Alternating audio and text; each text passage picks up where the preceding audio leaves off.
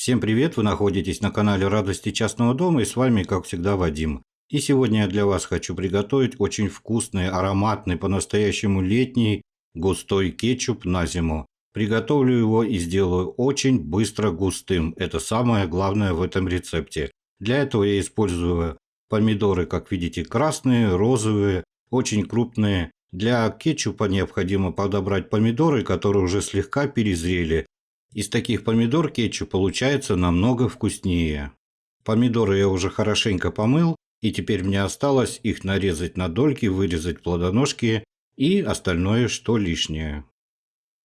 Порезал я уже помидоры вот на такие небольшие дольки. В этот раз я буду измельчать помидоры с помощью блендера. Включаем и измельчаем. Я уже показывал на своем канале, как можно приготовить кетчуп с помощью соковыжималки, с помощью мясорубки. В этот раз я использую блендер. Все я измельчил, посмотрите, какая масса получилась.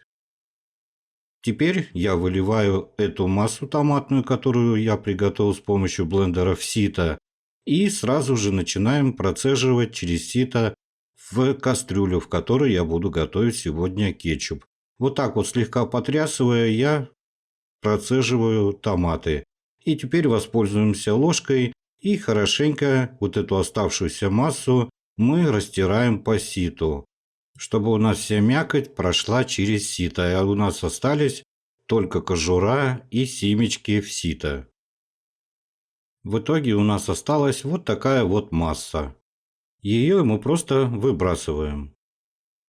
Пропустил я через сито все помидоры. В итоге у меня получилось ровно 7 литров. И ушло у меня всего лишь на это 25 минут на измельчение в блендере и перетирание через сито.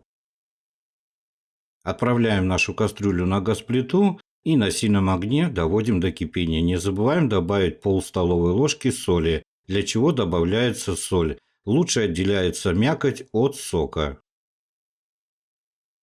Томатный сок у меня закипел, теперь я огонь делаю минимальный. И теперь посмотрите, как я буквально за 10 минут превращу этот жидкий томатный сок в очень густой томат. Вот так вот прямо на кипящий жидкий томатный сок я опускаю сито, не утапливаем его. И вот так с помощью половника вычерпываем прозрачный вот этот сок. И у нас мякоть остается в кастрюле, а жидкость в сито. И вот так вот с помощью половника я его вычерпываю. Уйдет у меня буквально на это 10 минут. А если как в старые времена просто уваривать, на это у вас уйдет часа 2, а то и 3. То есть с помощью сита мы экономим себе время. А если еще вдобавок при этом на улице стоит жара, то это просто палочка-выручалочка. Из 7 литров томатного сока у меня получилось 3 литра. Но это очень густой томатный сок. Какие специи я буду использовать для приготовления этого ароматного кетчупа? Здесь у меня по 20 грамм кинзы и листьев базилика.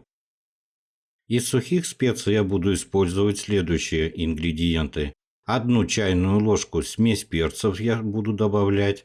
Также я сюда добавлю 1 чайную ложку корицы молотой обязательно. Теперь я сюда добавлю 1 чайную ложку орегано. Очень хорошая и приятная ароматная приправа. Также я добавлю 1 чайную ложку майрана. Тоже очень ароматная приправа. И обязательно добавляем 1,5 чайной ложки горчицы порошком. Но у меня получилась такая большая горка, как будто 1,5 чайной ложки. С помощью блендера я буду измельчать зелень. Зелень накладываем прямо в стакан блендера вместе с листьями базилика. И сюда я сейчас добавлю 1 половник уже густого томата. С помощью томата зелень лучше и мельче измельчится. И теперь с помощью блендера все измельчаем.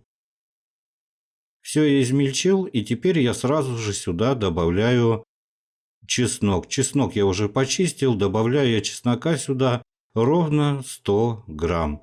И опять с помощью блендера все сейчас измельчу.